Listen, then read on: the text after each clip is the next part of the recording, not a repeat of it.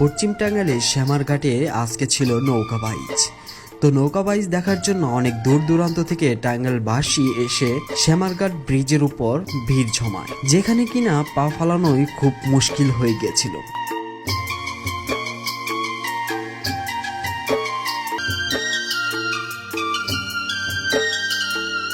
নদীর দুই ধারে অনেক দর্শকবৃন্দ দাঁড়িয়েছিল।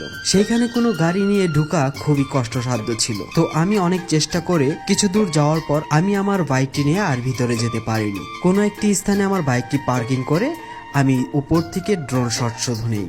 কিন্তু দুর্ভাগ্যবশত আমি যখন গেছি তার কিছুক্ষণ আগেই 4টি নৌকা সামারঘাট পার হয়ে যমুনার দিকে চলে গেছে। তো সেই কারণে আমি ওই শটগুলো দেখাতে পারিনি, কিন্তু এত দর্শক ছিল যা বলার বাহিরে।